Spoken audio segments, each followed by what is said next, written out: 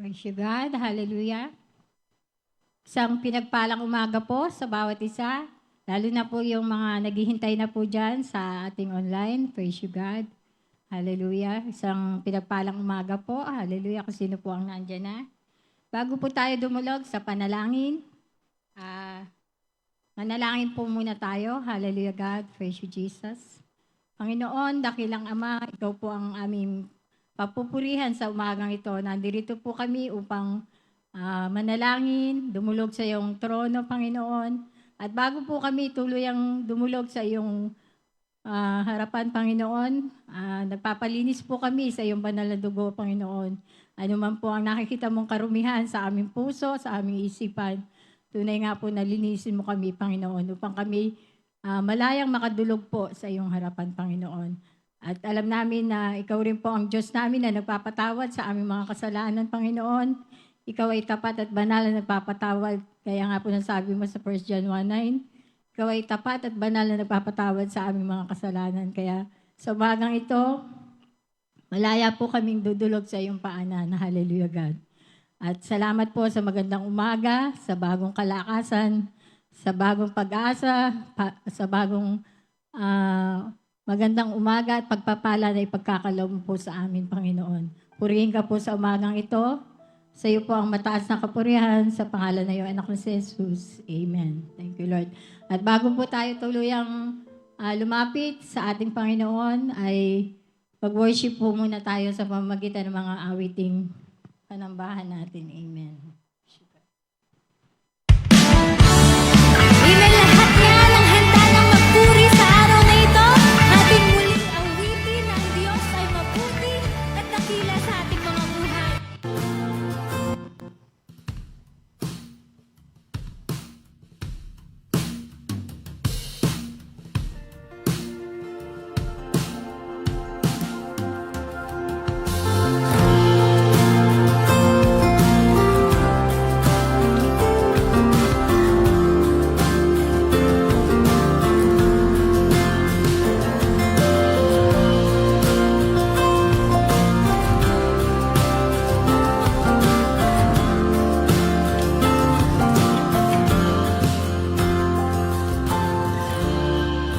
Ako'y iyong natauhan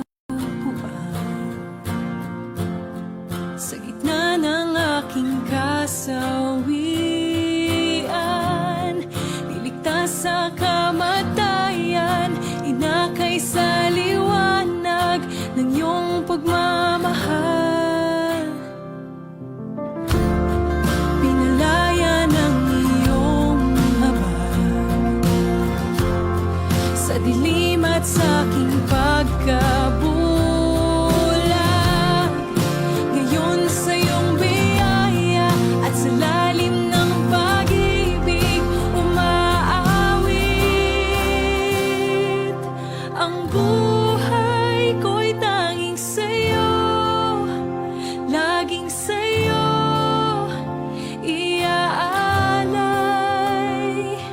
Ang puso ko'y tanging sa'yo, laging sa'yo, Panginoon. Walang ibang kaligtasan,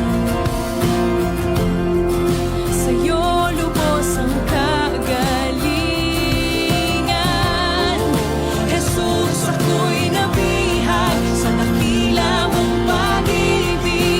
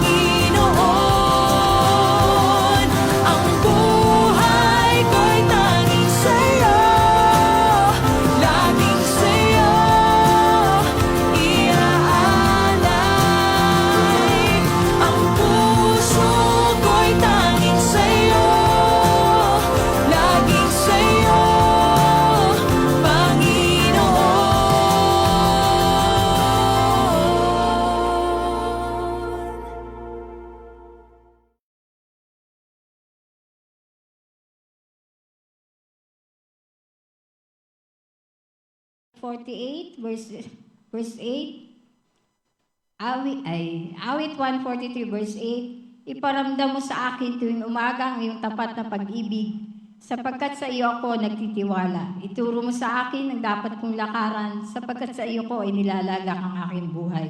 Kaya sa umaga pong ito, tunay nga po na napakabuti ng Diyos sa panibagong umaga. Sabi nga po dun sa awit 118:24, ito ang araw na ginawa ng ating Panginoon. Kaya bago po tayo dumulog sa panalangin, ibibigay ko muna po si Teacher Justin para po sa salita ng ating Panginoon. Amen. Po sa ating prayer for the nation. And this day po, before we pray, I just want to share to you the Matthew 21 verse 22. Sabi po dito, you can pray for anything and if you have faith, you will receive it. So as we face our day today and as we face God today in a prayer, remind ourselves po, paalalahanan po natin ang ating sarili tungkol sa sinabi ng verse na to, that we can pray for anything. Pero isa po sa kailangan natin ay pananampalataya para ma-receive po ito. Pero kamusta na po kaya pananampalataya natin? Naalagaan po kaya natin? Kasi gusto ni Lord magkaroon talaga tayo ng pananampalataya. At yun po yung susi talaga para sa kasagutan sa ating mga pinapanalangin. And before we pray today, gusto ko lang din po i-share sa inyo yung naging devotion ko in Psalms 51 na sinasabi po dito sa verses 10, 11, 12, and 17 in Psalms 51. Sabi po dito, create in me a clean heart, O God. Renew a loyal spirit within me. Do not banish me from your presence and don't take your Holy Spirit from me. Restore to me the joy of your salvation and make me willing to obey you. And sabi po sa 17, the sacrifice you desire is a broken spirit. You will not reject a broken and repentant heart, O God. Po yung tinuturo ni Lord lahat sa atin today in order for us to receive the prayer that we are asking from God. Now, we must have first the clean heart. We must have a pure heart po before God. Pero bago po yun, dapat marunong tayong umamin sa ating pagkakamali.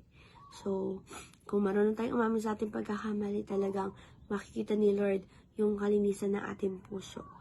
And si David po, sinabi naman po sa verse na to, yung pag-amin niya sa kanyang pagkakamali. So, dapat meron po tayong humility when we are praying to God. And kung gusto natin lumago yung pananaw sa Kanya. So, first thing that you should know po before we face God today, that our prayer must begin with humility. So, magpakumbaba po tayo sa Panginoon. Dahil nakikinig po si Lord sa mga panalangin natin kapag lalo higit kapag meron tayong pusong mapagkumbaba. And dito din po, sinabi po na si David po, sa buong verse po na to, sinabi po ni David yung kanyang mga pagkakamali. So, dapat mag-ask tayo ng mercy kay Lord. So, our prayer must be begin with asking God for mercy, not excuses. Hindi tayo kailangan magpaliwanag ng paliwanag bakit natin pinili or ginawa yung mga pagkakamali na higit sa lahat. Marunong tayong mag-ask ng mercy kay Lord kapag nananalangin. And I believe po that this verse also in Psalms 51, kagaya sinabi doon ni David, restore to me the joy of your salvation and make me willing to obey. Isa po sa sumisin tayo ay yung kasalanan. Sin can still end. Primero naman dyan. Doon, prayer help us to reconnect with God. So, I believe po na this morning, gusto po ibalik ni Lord yung joy sa puso ng bawat isa sa atin. But we must reconnect to God through prayer. So, hindi po madali na umamin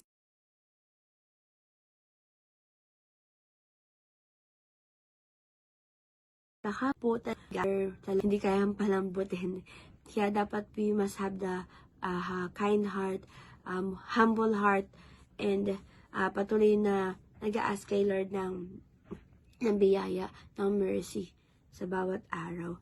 Because meron tayong ganon, our prayer will restore the joy that we have.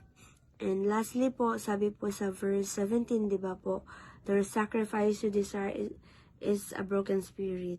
You will not reject a broken, repentant heart, O God. I believe na marami po tayong mga pagsubok at pinagdadaanan pero hindi ina-allow yan ni Lord for nothing. That challenges that you are facing right now will help you na mas magkaroon ng mas matatag na pananampalataya. So ngayon po yun yung i-build natin. Magkaroon tayo ng matatag na pananampalataya, but we can have faith or strong faith po talaga kung mayroon tayong pusong mapagkumbaba sa ating Panginoon, marunong umamin ng pagkakamali. And I believe din po this morning na kung meron tayong pusong mapagkumbaba, malinis, ay it will lead us to transformation. I believe na meron na pong kasagutan si Lord sa lahat ng ating panalangin. Kaya nga po, kagaya ng sinabi sa verse natin na today, na in book of Matthew 21 verse 22, maging laman po ng panalangin natin ay pusong mapagkumbaba talaga before God. Kaya, we can pray for anything, sabi sa verse. And if you have faith, you will receive it. Kaya ngayon po, let's claim in Jesus' name na sinagot na ni Lord lahat ng panalangin. And you must have faith para magtugunan talaga ni Lord lahat ng prayer na yan.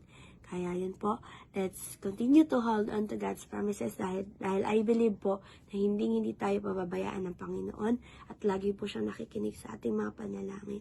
Kaya, we must have faith in God. Kaya yun po, blessed morning again to everyone and let's continue to pray. Thank you, Lord.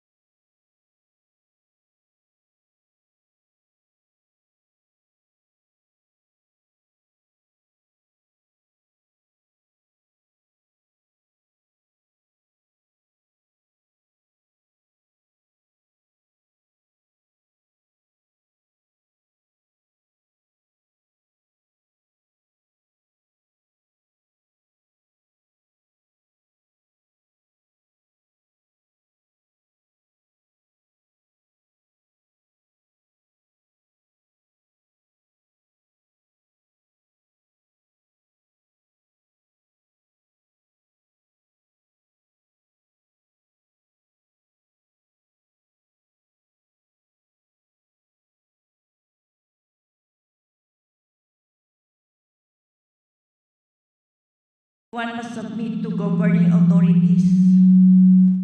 For all authority have been placed by God. So, ibig sabihin, si Pangulong Bongbong Marcos, siya ay nilagay doon ng Panginoon. Kaya nga dapat hindi tayo talaga magre-rebel sa Kanya dahil nga igagalang natin ang pagkakaupo niya bilang ating mahal na Pangulo. At sinasabi rin na sa Blessed is the Nation nga, yung nasa pera, sa Psalm 33:12, true blessing daw, safety and prosperity belong to nation that honor and submit to God. It highlights God's favor and it's the nation's spiritual alignment of allegiance rather than just military strength or wealth. Napupunahan niyo ba na si Pangulong Bongbong ay napakabait? Hindi pumapatol sa mga kung ano pa man na ipinapatol sa kanya. So, ang ating Pangulo talaga dapat nating ipinalangin dahil nga napakatindi ng dinadanas niya ng mga tuligsa. Simula pa sa kanyang ama.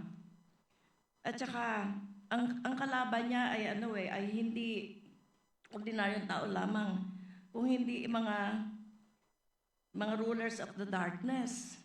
Kaya nga, kung hindi natin siya tutulungan sa panalangin, hindi kakayanin ng ating Pangulo ang kanyang kinakaupuan na niya ng kanyang trabaho, hindi niya talaga kakayanin.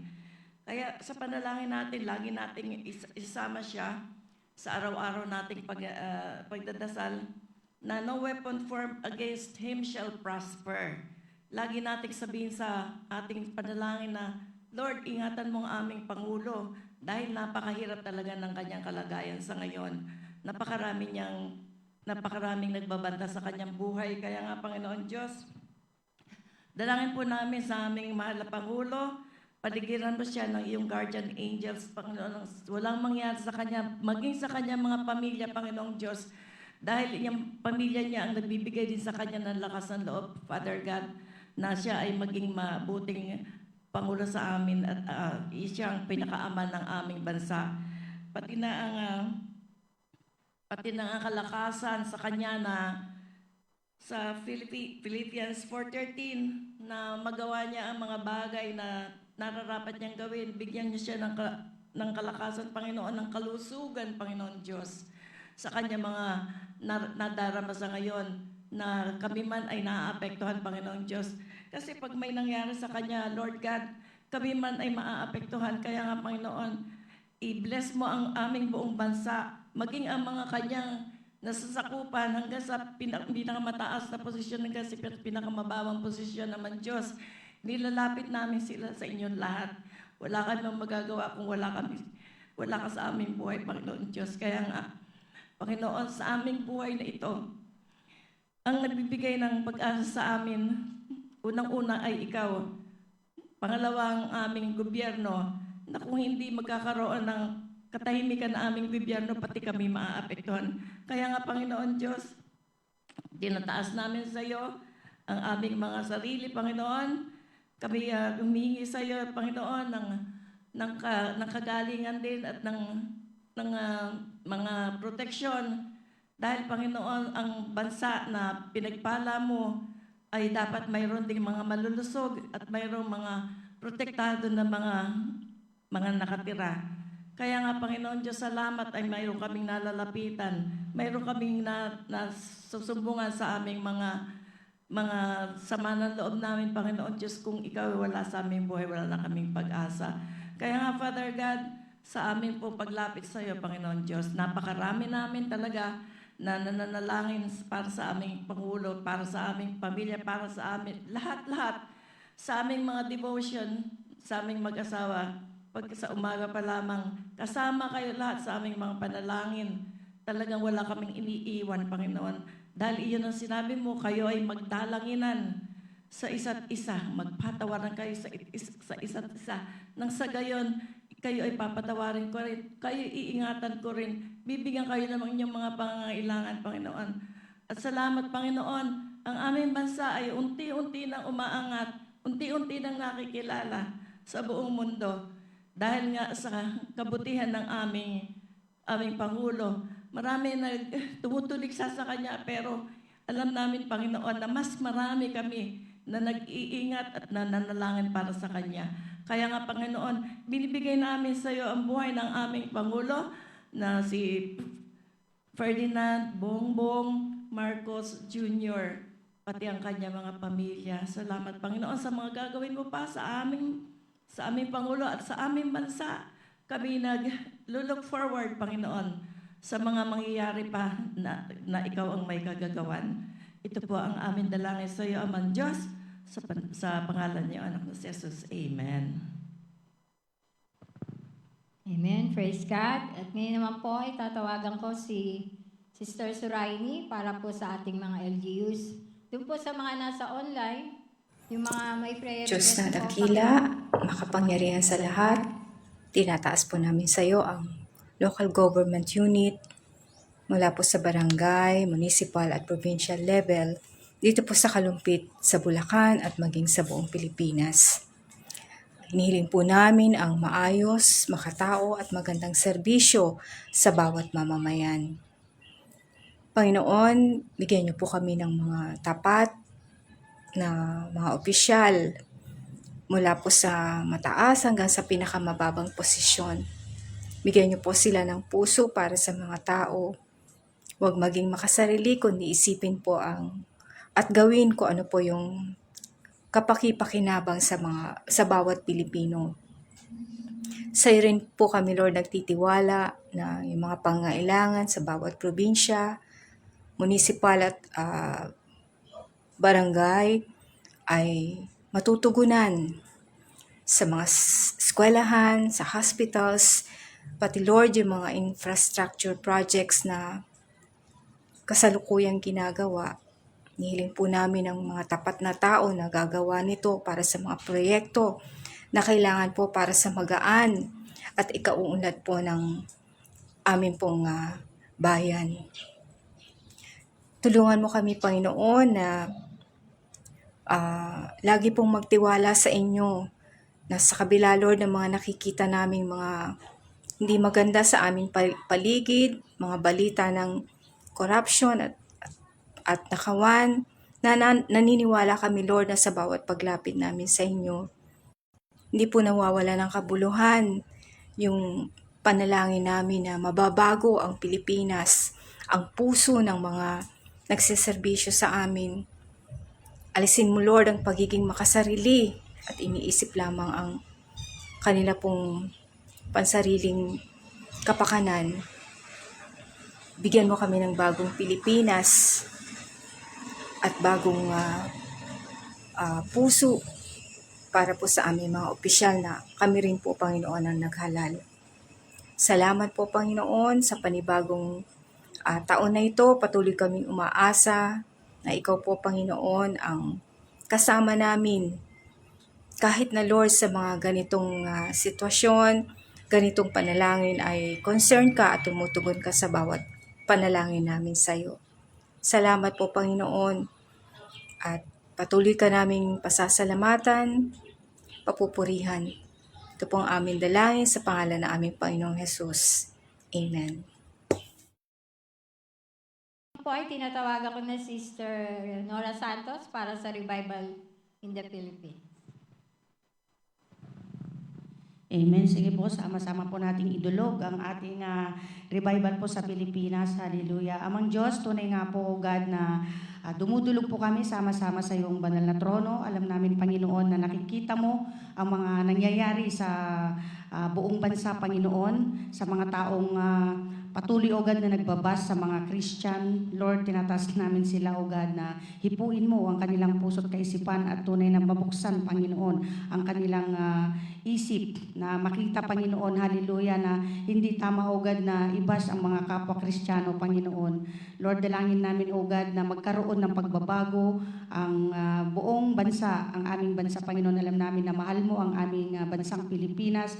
At Lord, hallelujah, na dalangin namin, O God, na ang mga taong patuloy, O God, na umuusig sa mga Christian, O God, lalo na sa ibang bansa, Panginoon, patuloy, O God, na bigyan mo ang bawat mga anak mo, Panginoon, ng lakas, Panginoon, tatag, tibay ng dibdib, Panginoon. Samahan mo po ang bawat isa, Panginoon, na talagang mag-stand, Panginoon, sa katotohanan. Hallelujah. Ikaw ang patuloy na gumabay. Sumama sa kanila, bigyan mo sila, Panginoon, ng kapangyarihan upang ang lahat, Panginoon, ng mga pagsubok na matitindi na dumarating sa buhay ng bawat isa ay tunay na mapagtagumpayan nila dahil alam ko, O God, na sinasamahan mo po ang bawat isa sa amin, Panginoon. Kaya dalangin namin, Ama, ikaw na po ang bahala sa lahat ng mga anak mo na nasa iba't ibang lugar, iba't ibang dako ng bansang Pilipinas. Ingatan mo po silang lahat at patuloy, O God, na ikaw ang mag-provide ng lahat ng kanilang pangangailangan. Ilayo mo po ang lahat sa mga masasamang bashers, Panginoon, na ang mga nagbabas na ito, O God, ay tunay na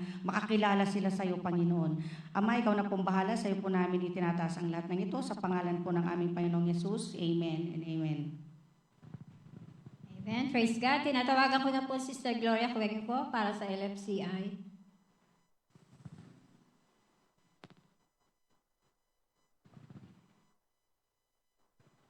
Sige po, sama-sama po nating idulog sa panalangin ng LFCI. Aming Diyos na makapangyarihan sa lahat, kami po ay nagpupuri at nagpapasalamat po sa iyo, Panginoon, sa umagang ito, sa panibagong umaga ng aming buhay, Panginoon. Lord God, tunay nga po, Diyos, kinikilala ka namin na aming Diyos na patuloy nagbibigay sa amin ng biyaya at maging ang aming kalakasan, Panginoon, ay nanggagaling sa iyo. Kaya sama-sama po kami na dumudulog po sa iyo sa umagang ito. Itinataas po namin sa iyo ang LFCI Kalumpit sa pamumuno po ng aming Bishop Israel Sanoy. Salamat po, Lord God, sa buhay po ng aming bishop na ginagamit mo, Panginoon Diyos, sa aming iglesia Kaya patuloy na ikaw nga po ang magpala sa kanyang buhay, kasama ng kanyang asawa, maging ang kanyang mga anak, mga manugang at apo, Panginoon. Lord God, patuloy ka magpala, maging sa mga lessons na ibinababa po niya dito sa aming iglesia. Dalangin po namin na marami pong kaluluwa ang maligtas, Panginoon, sa pamagitan po ng mga pag-aaral na itinuturo po niya. Gayon din po, O Diyos, aming itinataas sa panalangin sa iyo ang lahat ng mga lingkod mo dito sa LFCI Kalumpit, Panginoon. Lord God, patuloy mo po silang samahan. Patuloy na ikaw nga po, Lord God, ang patuloy na magpala sa kanila. Patuloy na bigyan mo po sila, Panginoon Diyos, ng kalakasang pisikal at lalong higit, Panginoon, patuloy na pagpalain mo po sila sa pinansyal na pangangailangan nila. Naniniwala po kami, Panginoon Diyos, na patuloy na dadaloy ang biyaya at pagpapala sa iglesyang ito mula po sa aming mga lingkod hanggang sa amin, Panginoon, sa lahat ng miyembro, Panginoon, ng LFCI.